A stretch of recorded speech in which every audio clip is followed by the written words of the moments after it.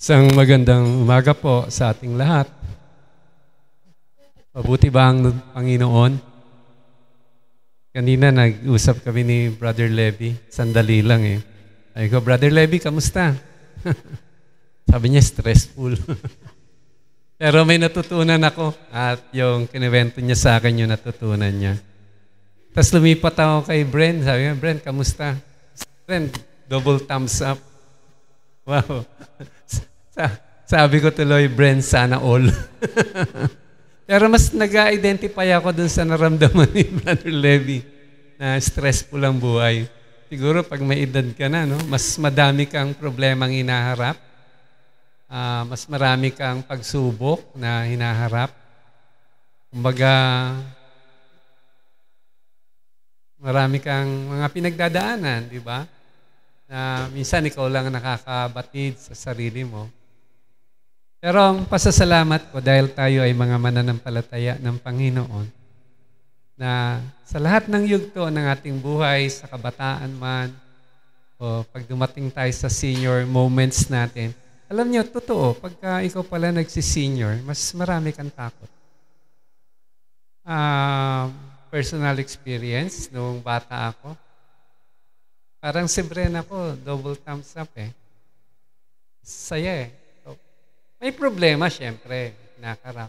Pero bang tumatagal ka sa buhay at ngayon, pagdating ng senior moment mo na, parang marami kang mas naunawaan ng mas malalim kaysa nung una. At kaya siguro, bigay natin yung ating pag-unawa sa mga senior na kasama natin sa bahay o yung mga magulang natin kapag may mga pagsubok sila. Kagaya din natin, they need encouragement. They need help, support. At ngayong umaga, ang maganda nito, wala naman tayong dapat pagkunan ng encouragement maliban sa buhay na salita ng Diyos. Ngayong umaga, pasalamat tayo sa Panginoon sapagkat ang pag-aaralan natin ngayon, yung isang Song of Lament. Alam niyo yung lament? Yung awit ng panaghoy. Ito yung Song in the Night. Yung pagka parang dami mo nang hinaharap sa buhay and you are not, parang you are down. Hindi ka makatulog. O yung panahon na talagang taghirap, tagtuyot. Ito yung ating awitin. At marami tayong matututunan. Pwede nating matutunan yung halimbawa ni David na sa panahon ng panaghoy, ang pagtitiwala, no? Sa panahon ng panaghoy, ang nanatili sa kanya. At siya ay naging matagumpay pa rin sa kanyang buhay. Kaya Brother Lemmy, okay tayo. We're up. At paglabas natin dito, sana kagaya ni Bren, lahat tayo double thumbs up. Kasi, alam natin may Diyos tayong kasama sa bawat yugto ng ating buhay. Di ba? Ang sinasabi ko pong awit, yung Psalm 5. Itong awit na to ay na-attribute to kay David. Siya ay naghari sa bayan ng Israel ng 40 years. Tagal. At nung bata pa siya, marami na siyang karanasan na kung saan napakita ng Diyos sa kanya yung kanyang katapatan. Matapat ang Diyos, ginawa siyang matagumpay. Nung bata nga si David, kilala natin eh. Tinalo niya si Goliath eh. Diba? Pero nung mga panahong ito na siya ay naghahari at maaaring ang context nito, maaaring nagsabi yung iba, nung panahong hinahabol siya ni Saul, o kaya nung panahon na si Absalom ang nagkudita sa kanya. So, ang sitwasyon niya dito, not so good, Brother Levy. Hindi siya masyadong okay. Sobrang stress siya dito. Pero may ginawa siyang nagpatotoo na pwede tayong magtiwala pa rin sa panahon na tayo susubukin ng Panginoon. Kasi, ang Diyos naman, throughout yung history at saka sa karanasan ng tao, walang isang taong nagtitiwala sa Kanya ang hindi niya sinubok. At actually, malinaw ang Lord sa atin dyan. Malinaw ang bagong tipan, ganun din ang lumang tipan. na ang pananampalataya natin ay dadako tayo sa panahon ng pagsusubok ng Panginoon. O kaya nandito si David. Bata hanggang ngayon, medyo may edad na siya siguro dito kasi ang konteksto nito ay maaring nung panahon na hinahabol siya ni Saul dahil selos na selos sa kanya si Saul o kaya yung panahon ni Absalom na kung saan nagkudita si Absalom. Si Absalom anak niya.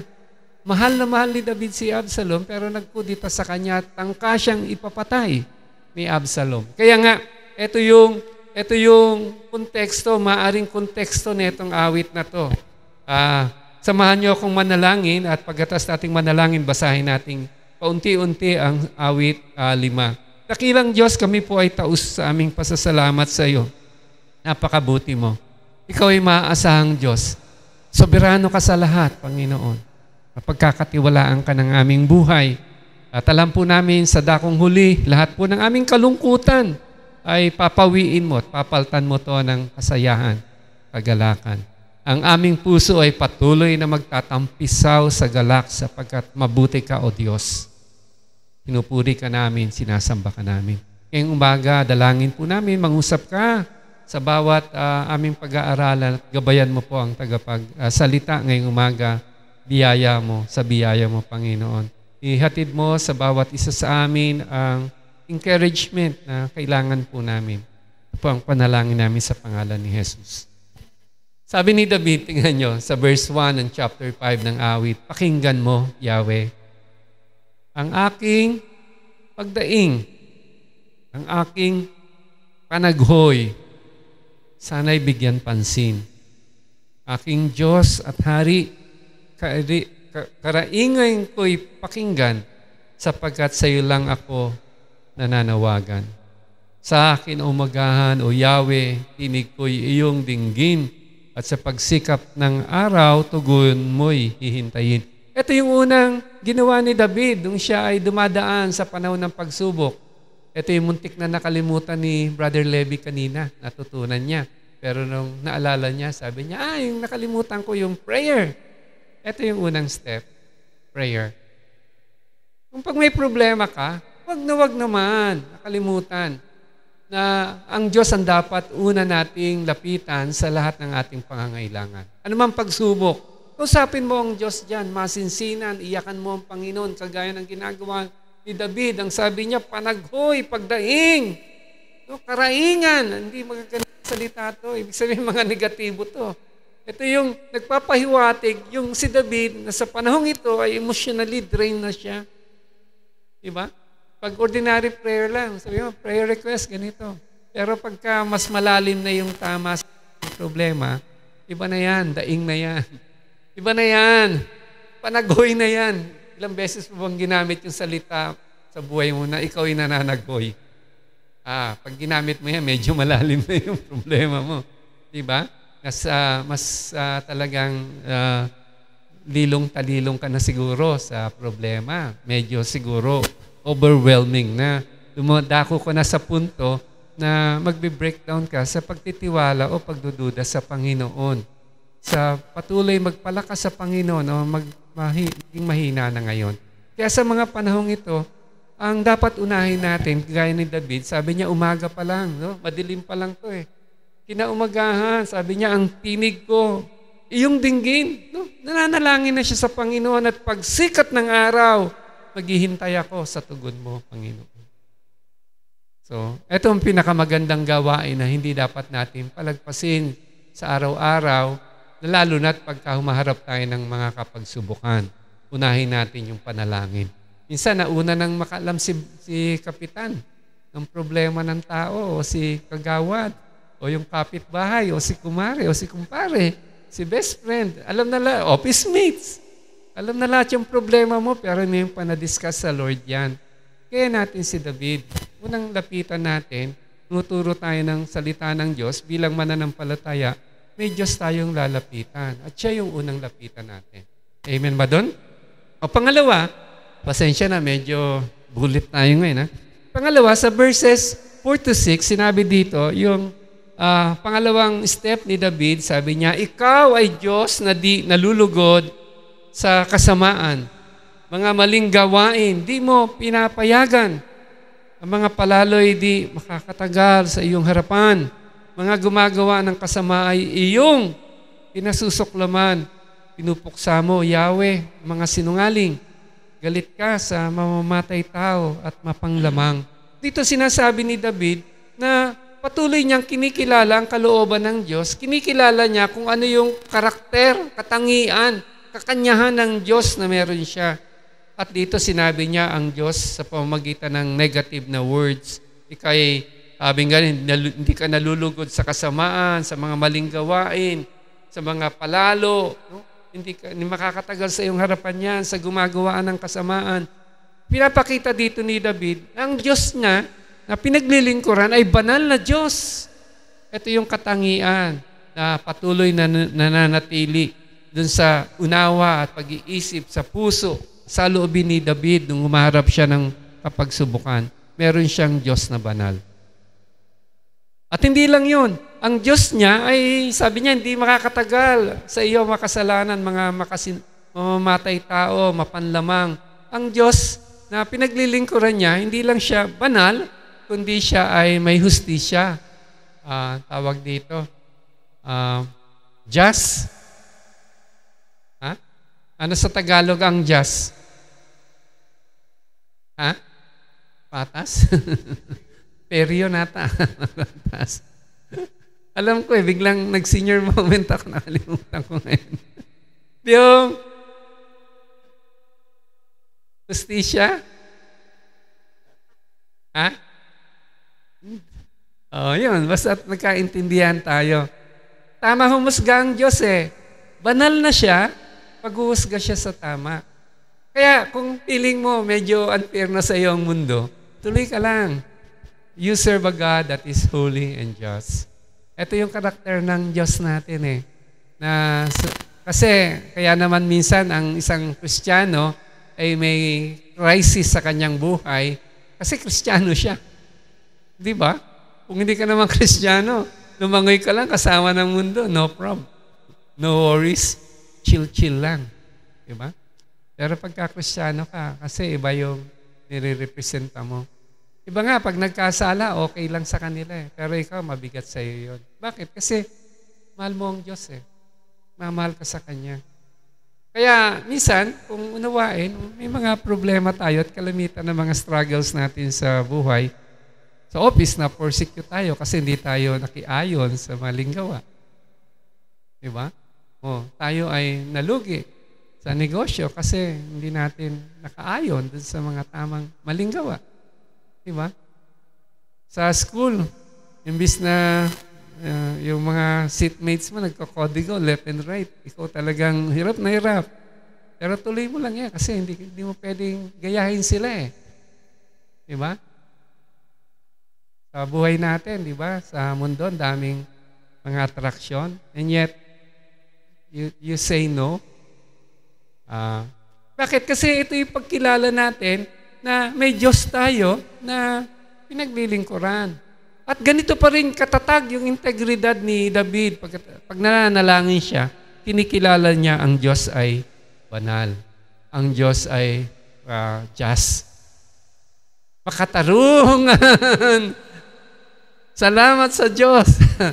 Makatarungan! Nawala sa isip ko yun. Hindi, kahapon alam ko ngayon nakalimutan ko.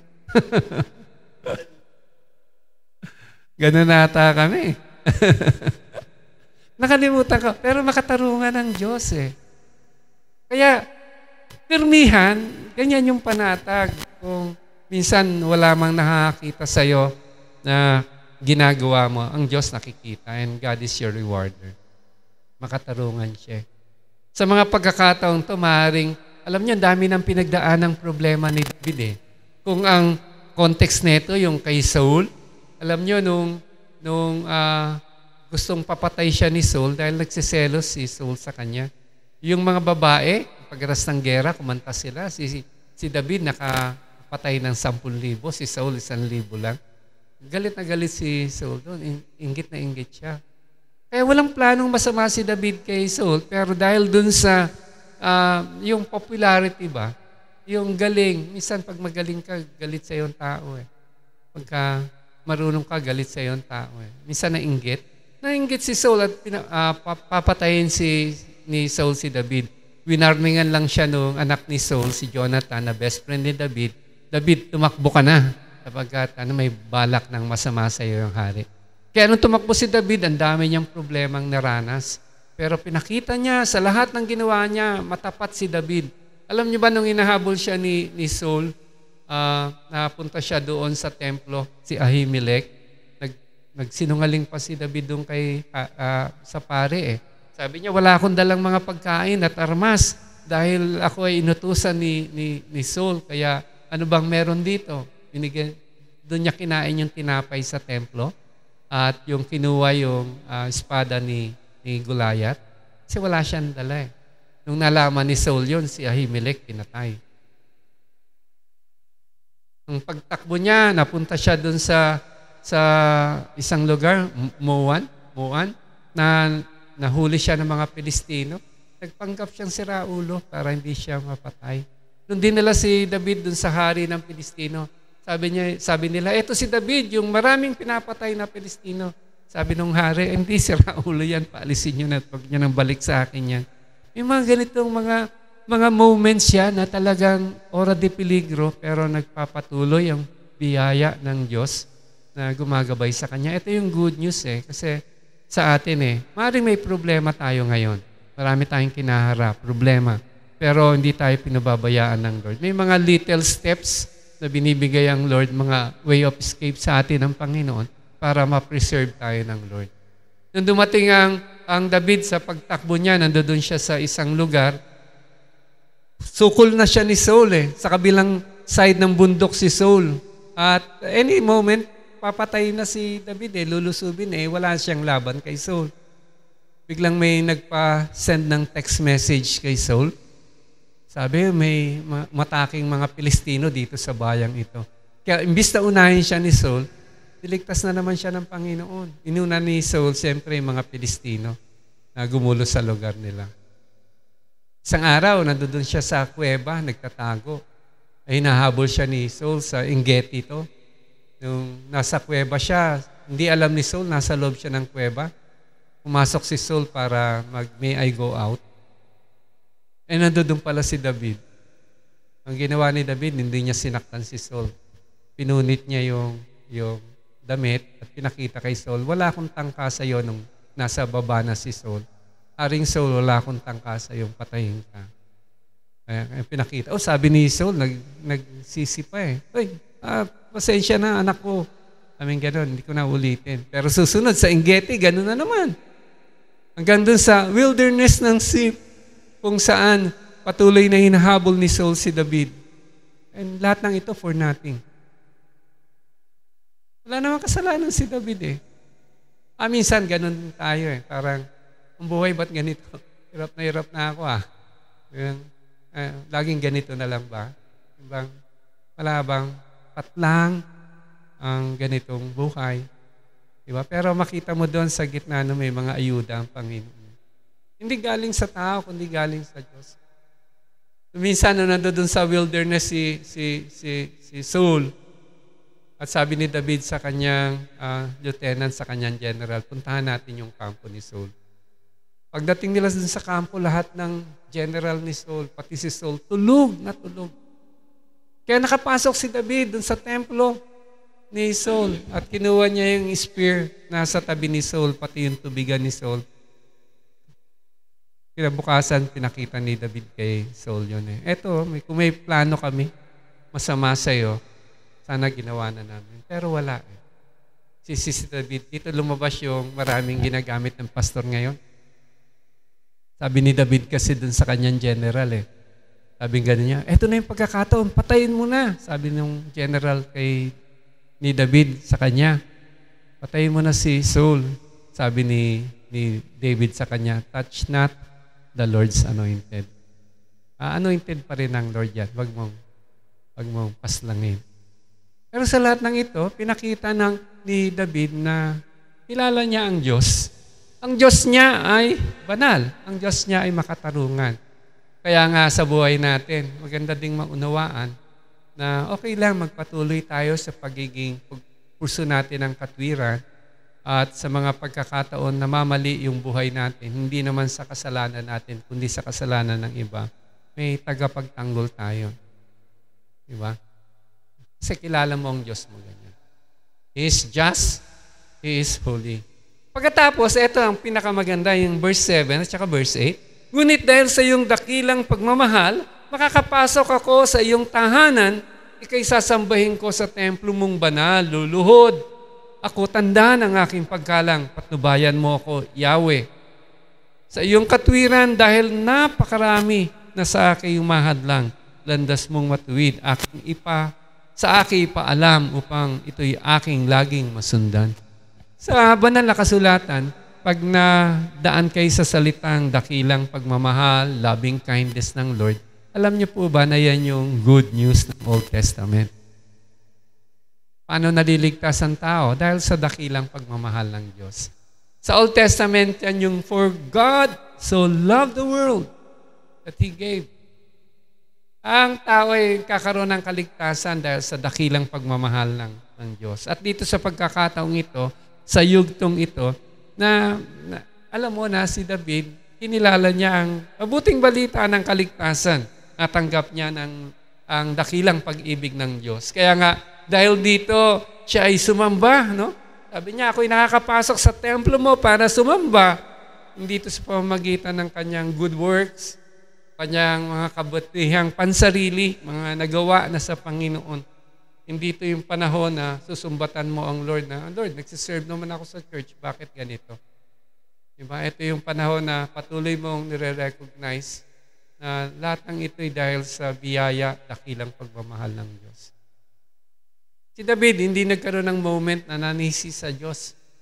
No? Lahat ng nangyari sa kanya, tama si Brother Levy kanina, natutunan niya, ang Diyos ay soberano at ang lahat ng bagay, kung titignan nating mabuti, nagpapakita ng dakilang pagmamahal ng Diyos sa atin. Kung paano tayo ayudahan, tulungan, salba ng Diyos sa lahat ng ating lugmok at kalungkutan. It's dakilang pagmamahal ng Panginoon. Kaya nga, ito yung pag-asa natin. No? At tayo naman na kumilala na sa Panginoon, ito yung malalim nating pag-asa. Hindi tayo kailanman pababayaan ng Panginoon. Ano mang nararamdaman natin ngayon, Brother Levy, God's love is a present reality. Mahal na mahal ka ng Panginoon. Ganon din si Sir Karen. Ano mang pinagdadaanan ni nanay sa kanyang mga kasakitan, mga pangangailangan na parang walang katapusan, parang hindi mo na alam saan ububunutin. God's love is present reality. Mahal ka ng Diyos. Yan yung lakas ng loob ko din, tumayo sa inyo. Mahal ako ng Diyos. Mahal tayo ng Diyos. Hindi tayo pababayaan ng Diyos. At nakapagnig tayo sa Kanya dahil sa Kanyang pagmamahal sa atin. Okay? Sa pagpapatuloy, sa verse 9, sinasabi dito, verse 9, ang mga sinasabi ng mga kaaway ko ay kasinungalingan, sa loobin nila'y pawang kabulukan. Parang bukas na libingan ang kanilang lalamunan, pananalita nila'y pawang panlilinlang. O Diyos, sila sana'y iyong panagutin. Sa sariling pakana, sila'y iyong pabaksakin. Sa dami ng pagkakasala nila, sila'y iyong itakwil sapagkat mapaghimagsik sila at mga suwain. Alam nyo si David dito, sabi niya, itong mga kalaban ko, patuloy sila sa paggawa, lalo na si Saul. Patuloy sila sa pagpaplano ng masama sa akin, paggawa ng masama sa akin buhay. Pero hindi nyo makikita dito na gusto ni David gawin yung ginagawa nila. Ang pang-apat na step, magpatuloy tayo sa paggawa ng tama. Kasi kailangan ma-preserve natin yung integridad ng puso natin. Kung mali, huwag natin gawin. Pero kung tama kahit mali na yung ginagawa nila, magpatuloy ka sa tama. Mahirap gawin to, pero sa biyaya ng Panginoon, sa magandang balita ng kaligtasan, sa biyaya ng Diyos, makakayanan natin to. Mahalin natin yung ating mga kaaway. Gaya ng Panginoong Jesus, nung siya'y nabayubay sa krus ng Kalbaryo, pinagtatawanan, nilurakan ang pagkatao. Pero ang sabi ng Lord, habang siya'y nakabayubay, mamamatay dun sa krus ng Kalbaryo, patawarin mo sila, hindi nila alam ang ginagawa nila. Tayo naman, napakadali nang gumante, di ba? Sa mundo yan eh. You don't get mad, you get even. No? Patas-patas na lang. Labanan na lang. Pero sa atin, if we want God's help at gusto natin mapagtagumpayan itong ora de peligro ng buhay natin, patuloy tayo sa paggawa ng tama. Kung mali sila, sana sila na lang mali. Huwag mo nang samahan ng mali. Kasi pag sinamahan mo, dalawa na kayong mali. May isang advisor si David, napakagaling na advisor. Sabi ng Bible, dinescribe siya na ang kanyang counsel ay parang counsel na ng Diyos. Sakto lahat ang payo niya. Ang pangalan niya si Ahithophel. Kung di nyo kilala si Ahithophel ay lolo ni Bathsheba. Alam nyo naman yung nangyari kay David at kay Bathsheba, kung paano na saktan ni David si Bathsheba, yung asawa ni David na si Uriah, paano namatay. Kaya nung nag-rebelde si Absalom, alam nyo ba si Ahithophel, kumampi siya kay Absalom. Dahil masama ang loob niya eh. Di ba, ang isang nangyayari sa atin, pagka may gumagawa sa atin ng masama, nagtatanim tayo ng sama ng loob. Naging farmer tayo. Nagtanim tayo ng sama ng loob. Mahirap yan. Kung tayo dumadako sa ganyang panahon, yugto ng buhay na parang disappointed tayo sa tao sa paligid natin, o nahirapan tayo, no? Mas madaling magtanim ng sama ng loob kasi yun lang ang kaya mo eh. Pero wag pa rin. Magpatuloy tayo sa paggawa ng tama. Yung pag-pray pa nga natin sila. Wag pa rin. Gawa pa rin tayong tama. Alam nyo, mabuti na lang talagang napaka-bait ng Diyos kay David. Kasi si Ahithophel, nung nag-rebelde si Absalom, lahat ng payo niya kay Absalom, sakto. Kung sinunod ni Absalom yung payo ni Ahithophel, wala nang David matitira sa mundong ibabaw. Pero dahil sa kabutihan ng Panginoon, nag-provide ang Diyos ng isang advisor din doon kay Absalom na kakampi ni David, si Hushai. Ang ginagawa niya, lahat ng payo ni Ahithophel, kinokontra niya. Tama yung payo ni Ahithophel, like a counsel of God nga, payo ng Diyos eh. Pero nandoon si Hushai, sabi ni David, dahil gusto nung sumama ni Hushai kay David nung umalis sila sa Jerusalem. Sabi ni David, diyan ka na lang. Yan yung tulong na magagawa mo sa akin. At nandoon si Hushai. Kinokontra niya yung payo ni David. At nung kinokontra ni Hushai yung payo ni Ahithophel, nagtampo si Ahithophel. Nagpakamatay si Ahithophel. Nagtanim ng sama ng loob. Magaling na tao. Counsel. Buhay kasi ganyan eh. Alam mo, kapatid, sa totohanan lang, ang isang taong sasakit sa'yo, yung taong pinakamalapit sa'yo. Ano bang pakialam ng mga Amerikano sa buhay mo? Mga Espanyol. No? Hindi mo naman sila kilala, hindi ka kilala. Pero ang taong malapit sa'yo, sino yan? Maring asawa mo yan eh. Maring anak mo yan. Maring best friend mo yan. These are the people that can hurt you the most. Maring ito yung tao na sa yugto ng mga pagsubok, dumako ka sa punto na hindi mo alam kung magpapatuloy ka pa ng paggawa ng tama o magagantihan na lang. Diba? Pero wag, tuloy ka sa paggawa ng tama. By God's grace, kaya natin yun. Ayun yung desisyon ni David eh. Sila, ganun ginagawa nila. Panginoon, pero ikaw ang makatarungang hukom, sa iyo ako lalapit. O ano man ang dapat itama, o ano man dapat gawin, desisyon, pagtatama, o justice na pwedeng meron sa akin, sa iyo ko Diyos hihingin. Kaya pagkatapos ng 4 na steps na to, ano ba yon? Manalangin, kilalanin yung kalooban ng Diyos, yan yung karakter ng Diyos, siya ay banal, siya ay makatwiran, makatarungan, tanggapin ang magandang balita ng kaligtasan, magpatuloy tayo sa paggawa ng tama. Alam nyo dito sa verse 11, tandaan natin, nananalangin si David. Yung problema niya, nandiyan pa rin yung problema niya. Pero dumulog siya sa presensya ng Panginoon. Kung papansinin nyo yung emosyon dito sa mga sinulat ng awit 5, nabaliktad na. Yung panaghoy, napalta ng kagalakan, kasayahan. Sabi dun sa verse 11, ngunit ang humihingi ng tulong sa iyo ay, tingnan nyo, nabago na. Kung kanina, hinaing, ngayon ay masisiyahan. At lagi silang, aawit, ng may kagalakan. Baliktad. Ingatan mo ang mga sayo'y nagmamahal upang magpatuloy silang ikay papurihan. Pinagpapala mo, O Diyos, ang mga taong matuwid at gaya ng kalasag, protektado sila ng iyong pag-ibig. Nakita niyo yung biglang switch? Na naghoy nung una, pero ngayon ay nananagumpay. Nandiyan pa rin yung problema. Ang pagkakaiba dun sa pagdulog niya sa presensya ng Panginoon. Maraming nangyari. This is where we will secure our strength.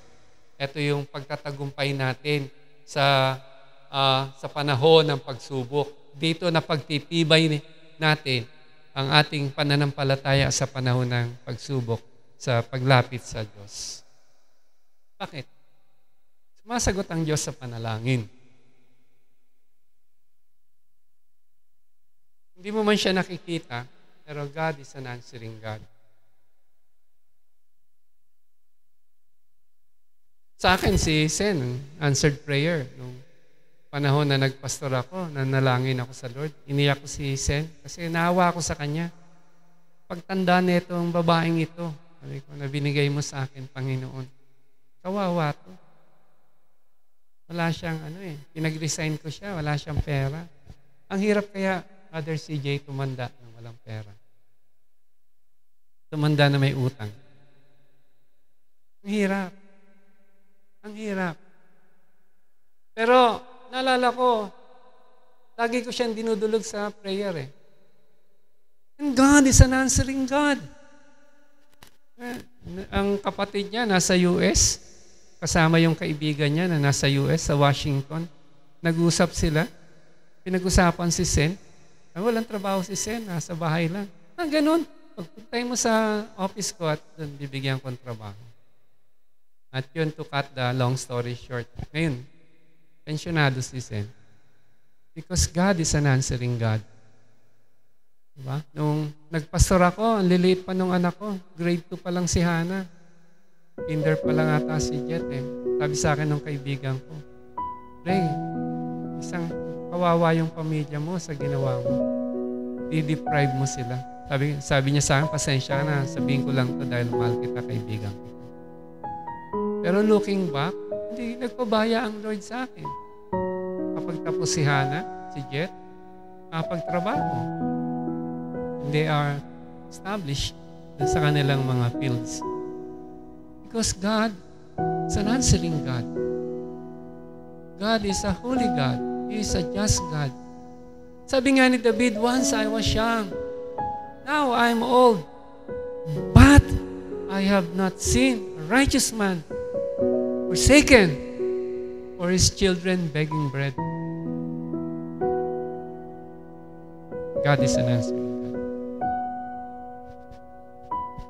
Sa panahon ng pagsubok, gayahin natin yung ginawa ni David. Seek God's guidance, protection in times of trouble. Trust in God's holiness and justice. Distinguish between good and evil and align with the good. Keep on doing good.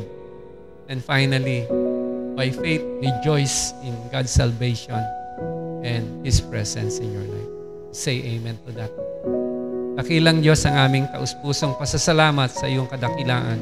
Patuloy ka mamangha sa aming mga buhay. Kumilos sa bawat isa sa amin upang sa dakong huli, Panginoon. Salamatan ka namin paulit-ulit. Ipagbunyi namin ang tulong na patuloy mong ginagawa sa bawat isa sa amin. Ipagyabang namin ang mga biyaya at habag na patuloy mong binuhos sa aming mga buhay. Hindi dahil kami ay mabuti, O Diyos, kundi Ikaw ay isang mabuting Diyos. Natatangi sa aming mga papuri, dakila, at karapat-dapat sa aming pagmamahal at pagsamba. Purihin ka, Panginoon.